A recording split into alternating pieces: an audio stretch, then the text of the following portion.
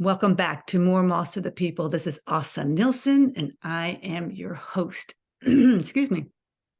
This morning, we have a guest from Melbourne, Australia, the farthest point I've ever interviewed anybody from, and I'm super excited to have Gagan here today with us. And this gem of a human being I have met on LinkedIn. And it's interesting because I have said over and over again how I've never really liked LinkedIn. Meanwhile, I'm meeting all these really nice people on LinkedIn. So I think I need to stop saying that little script there and saying that I'm meeting really cool people like yourself. So welcome to the podcast episode today. And I'm so happy to have you here. And give me a brief summary just of who you are at this point in your life today. First of all, thank you, Asa, Thank for you. having me. I'm deep in gratitude for being here. Very excited. Good. Not sure how this is going to go, but let's see. We'll see. You've asked me a very good question. Where am I in my life right now? I think the best way to answer that is that I'm trying to say one Gagan at a time. And I say that because you've read my story. That's how we connected through my post roughly 6 weeks ago about me trying to commit suicide 4 times last year at this time.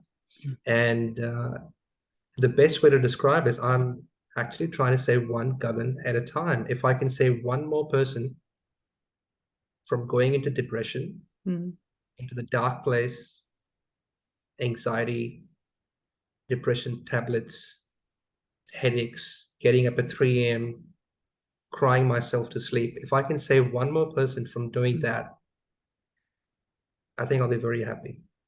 So that's where I am, trying to upskill my knowledge every day, doing different programs, investing in my own knowledge to help people. It's just serving people powerfully as I can in that moment by being fully present and focusing on them, only on them.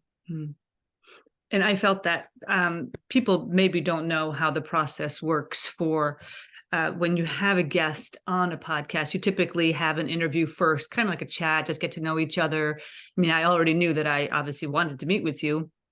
And we had a really beautiful discussion about all kinds of things. It was just a getting to know you first, right? Just to get to know each other, because you were the one that, asked me if that would be possible. And I thought that was terrific. And your story was so powerful to me because it wasn't, LinkedIn is, in so many ways, it's a sales platform. It's a place to meet people, to do business. Yeah, that's true. But it's also a place to share stories. And I love stories. I'm very interested in other people's lives and how where they have come from. What have they chosen and opted to do for themselves, to take care and tend to themselves? And then how do they then turn it around and make the world a better place with their story or with their actions or with whatever that they can do, where they've kind of found their way. And that's interesting to me. Not the person that's doing the same thing that everybody else is doing and copying and wanting to just get all the business, because that's not interesting. What is interesting is a man, specifically you, that showed up and wrote a post like that. And you know how many posts are going through LinkedIn? I just happened to see yours and I happened to read it because you captured my attention right away.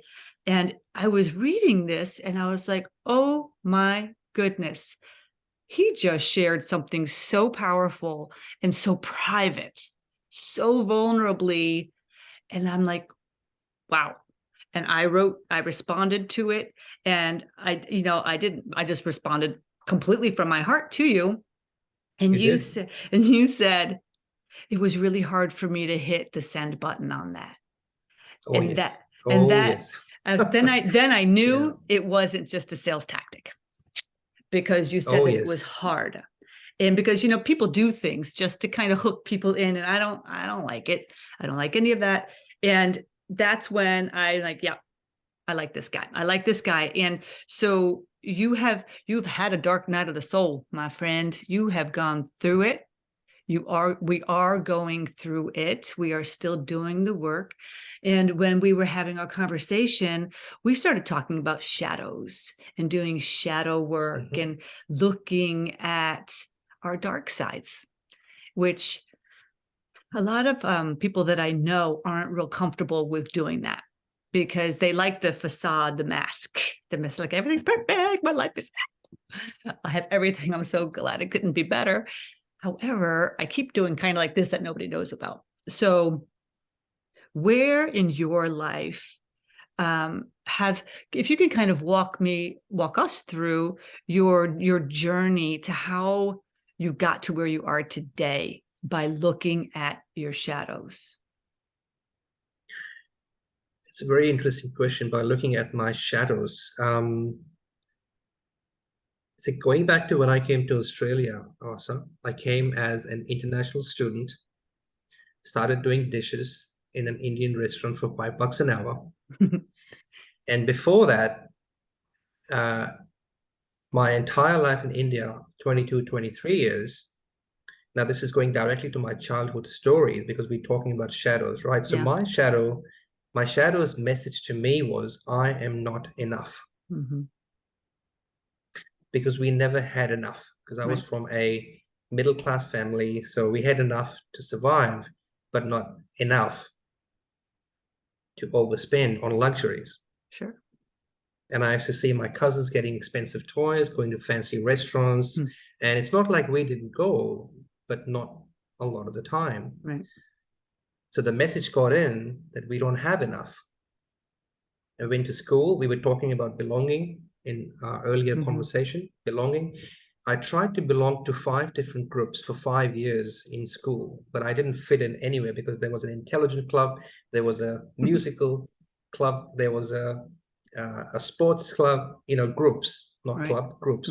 And I didn't fit in anywhere. So the message again I got was, I am not enough.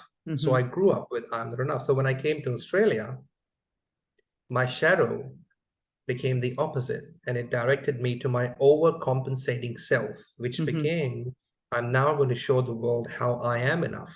And that's the reason why most people become workaholics, to hide something. So I went from this guy who is doing dishes in an Indian restaurant for $5 an hour to then earning upwards of $300,000 in the last 7 years of my corporate career as a senior executive, 7 years in a row.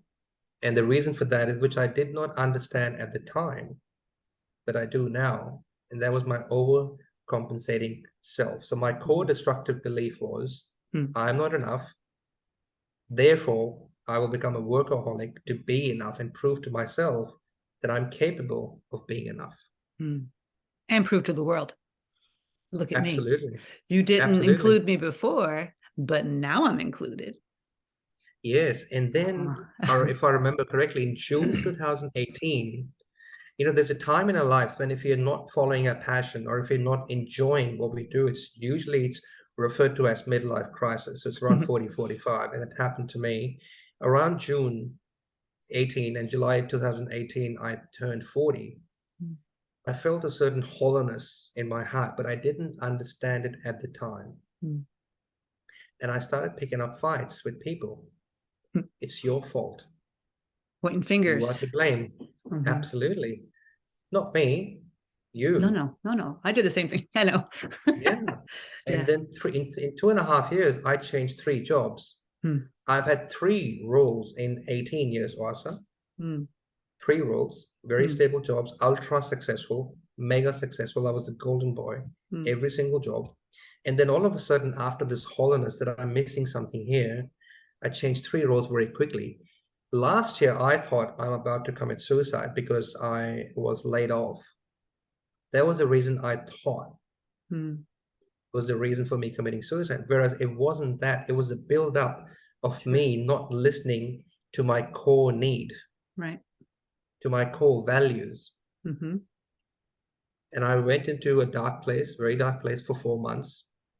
And I had an insightful moment, Hmm. which reminded me that, Gagan, you need to become the personal development junkie again that you were at the age of 13.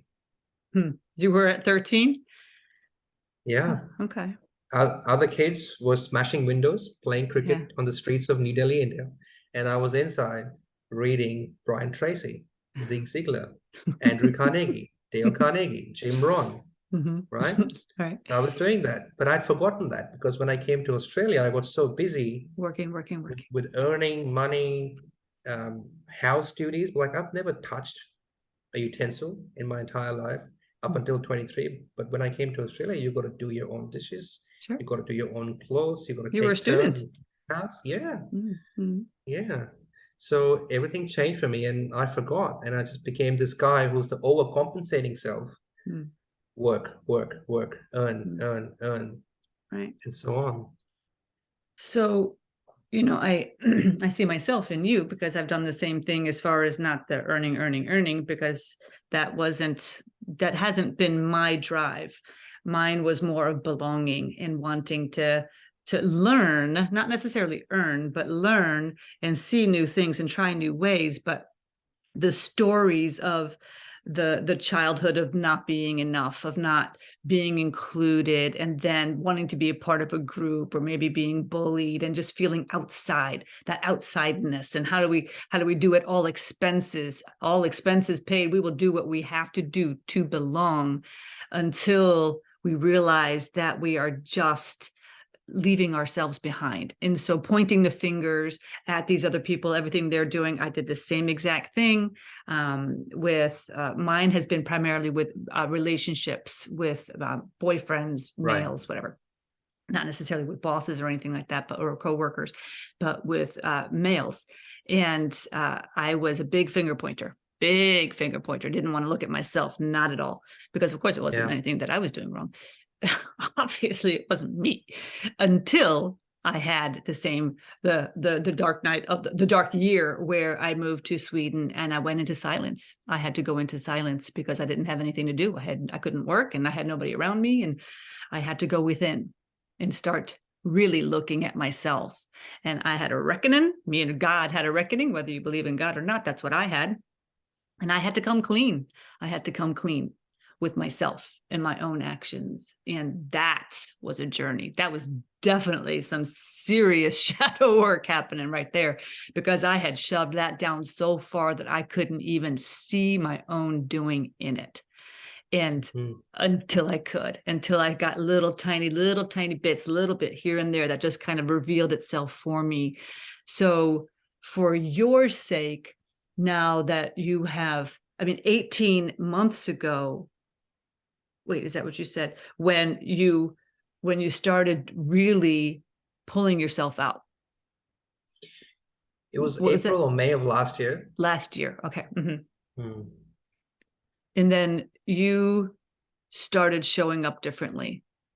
Now you're Yeah. getting help. You have, obviously this is considered to be, in my mind, a very leadership quality, a huge leadership quality. For me, a leader is somebody that I don't necessarily have to follow, right? Not like that, but like somebody who's with me and who like wants to discuss things and help me, I help them.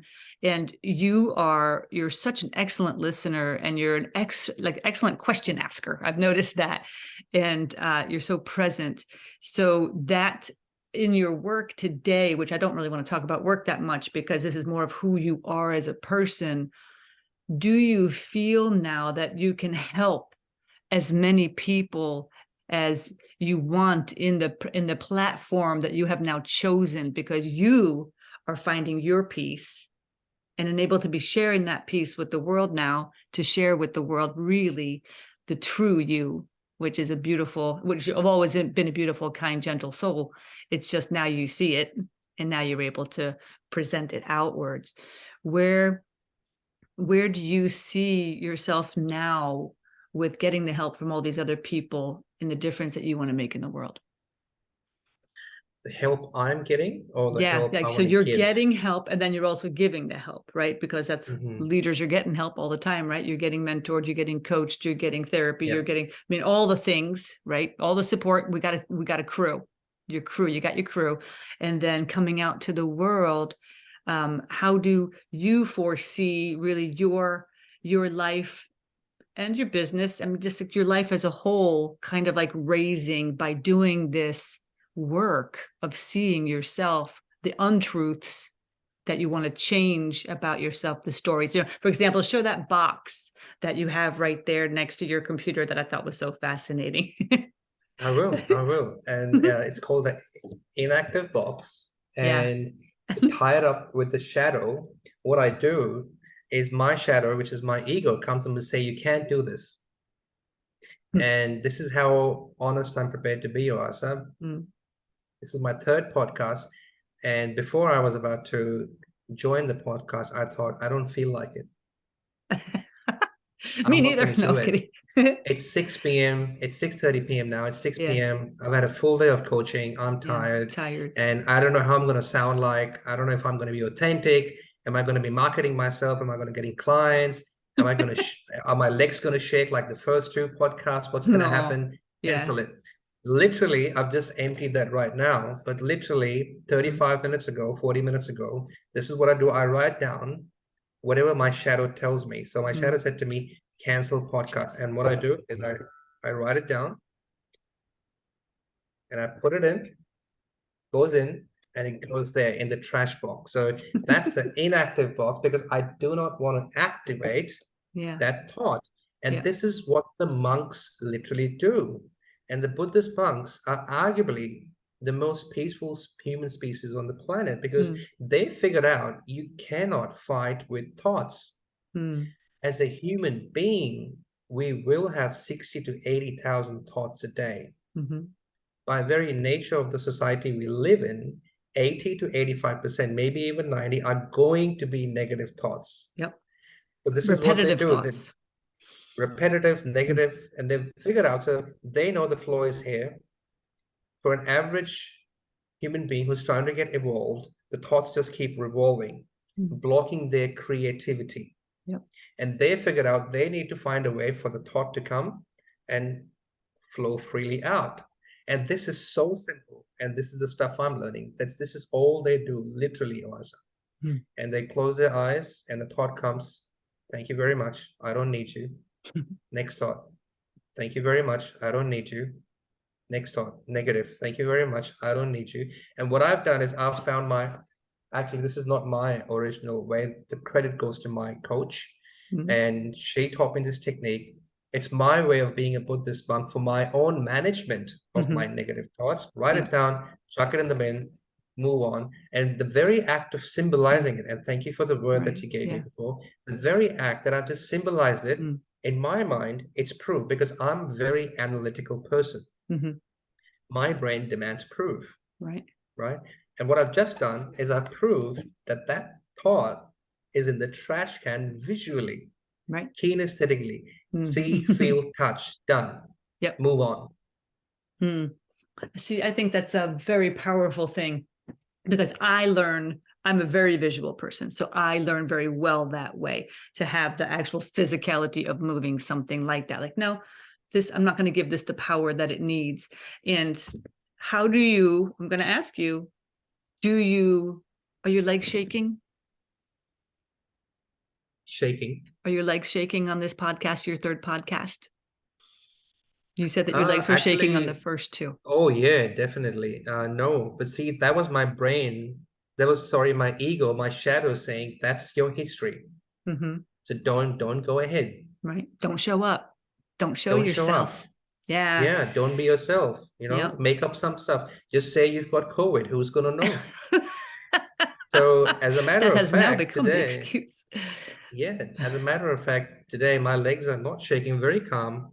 As I was telling you before, Wasa, that I've actively, so this is the inactive box, I've actively chosen to create 5 or 6 people in my life that elevate my energy. Yeah. And mainly in the last 2 to 4 weeks, I've had tremendous deep work done on myself, Hmm. different levels of deep work.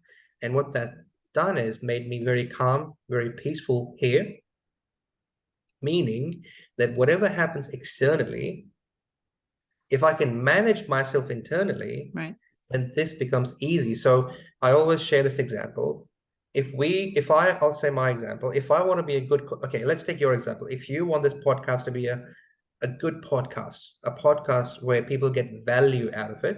Hmm. So this is what you want. Hmm. But if your thinking is here, who will listen? Why will people listen? Who will log in? I'm a no one, or I'm brand new, then by very definition, there is no alignment in where you want to be and where the thinking is, Mm-hmm. right? Right. Similarly, if you want success in life, whether it's money, time, relationships, and these are the top three things every person wants, but the Hmm. reality is they don't want this. What they want as a result of more money, better time, and Mm-hmm. better relationship management is more joy, peace, and love. Mm-hmm. And in every Mm-hmm. single session, when I peel the layers of the onion, and in Mm-hmm. my own case, I wanted to be a CEO of a company or $1 million, but when I started to do my own deep work, none of those two things came out. What Right. came out was my spirituality was number one, Yeah. my core need. Making a difference to other people's lives is my Mm-hmm. third core need, and that's the work I do. And second was abundance, Mm-hmm. making a difference to other people's life with an abundance mindset. And when I do that with individuals one at a time, Mm-hmm. I become whole and I Mm-hmm. find my spirituality. Mm. That core value work, understanding who you are. Yeah, who you are today as this person, where maybe you were floating your childhood, your younger years, your 30s, now you're in your 40s.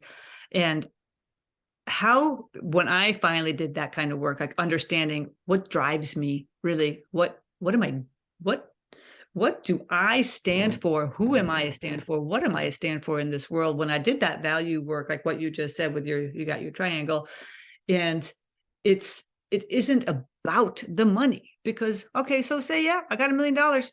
I'm miserable. I don't like my life. I don't even like my clients, or I don't like who I'm serving, or, whatever it is.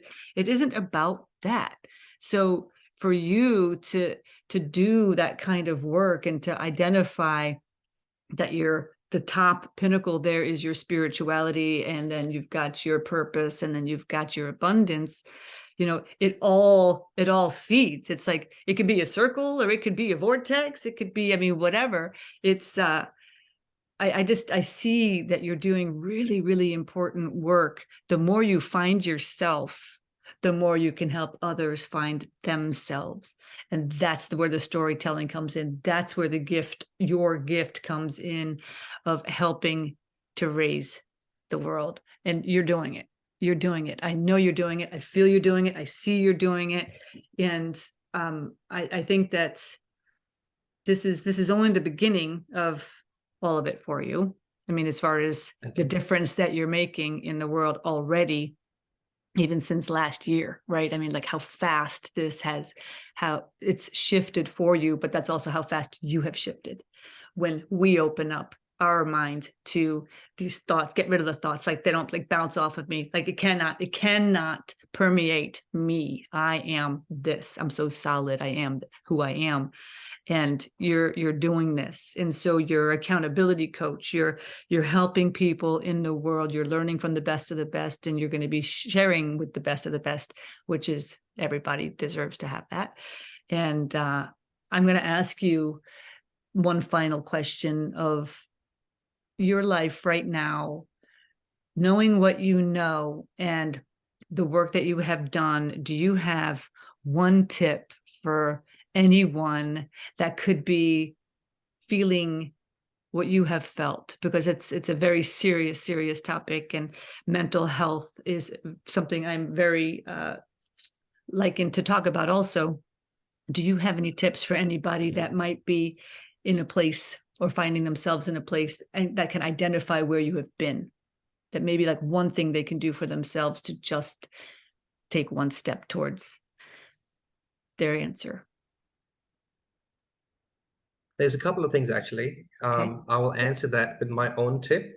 good. Yes. And then I'd like to finish off by sharing a quote by the Dalai Lama, because I think Okay. it's so powerful that it actually encapsulates Mm, almost everything um, that the humans are doing wrong, and they need to learn mm, from this one quote. And if they can act on it, we all will be living a different life. But for me personally, the one thing I didn't do last year was to express myself. And as men, we are mhm, horrible at it. mhm. We are just horrible I because agree. everything's fine. How are you doing? Oh, great. I Great. was about to commit suicide. My parents were in the next room, not in the Mm, next suburb, right. not in the next house, in the next room. My best friends for 19 years were in the next street and they Mm, had no idea. mm, So in that time, all you have is yourself right. because you just want to be locked in. Mhm, I know that because I've been there. You mm, just don't want to talk. You want to disappear. mm, You just want to disappear. You want to right. close your eyes and you want this magic wand to say, disappear, Gagan. Mm, In that time, what would have brought me back sooner was journaling mm, and expressing gratitude for the mm, things you do have in your life. right. The very fact that you are transacting with the world by breathing means whatever you believe in, whether it's God, universe, higher power, up to you, Mhm, that higher power has still got you alive because 330,000 people do not wake up the following morning. mm, You and I did, mm, right? So mhm, someone wants us to have a go for one more day. mm, It's very powerful. mm, And when you start to express gratitude towards life, I literally am thanking this cup right now. Just, it's an object, right? But there's a word in Japanese called arigato. mhm, It's energy. And when you do everything with gratitude, everything changes, Swasa. Everything changes. The food, time, money, and food are the three things that drive us. If you mm. taste food with a sense of gratitude, I can tell your viewers and you right now, the taste will change immensely. That's my tip. And the Mhm, quote I want to leave you with from the Dalai Lama is, the Dalai Lama, when asked what surprised him most about humanity, he answered, human, because he sacrifices his death in order to make money. Sorry, I go back. Man, because he sacrifices his health in order mm, to make money. mm, Then he sacrifices money to recuperate his health. mhm, And then he is so anxious about the future that he does not enjoy the present. mm. The result being that he does not live in the present or the future. He lives as if he's never going to die and then dies anyway, having never really lived. Yeah. Yeah. It's true. Let that sink in. Yeah. It is. It is so true. And how journaling, being grateful, being thankful for this moment, every single thing that we get to have the honor of doing, like I have the honor of meeting you today. I have the honor of, Likewise. thank you, of this conversation, which is so important. I think these conversations are going, are changing our world. It's never going to be like this anymore. We're only moving forward. And by having deep, soulful, important conversations about hurts, about vulnerabilities, about our fears, because we have to bring them to the light.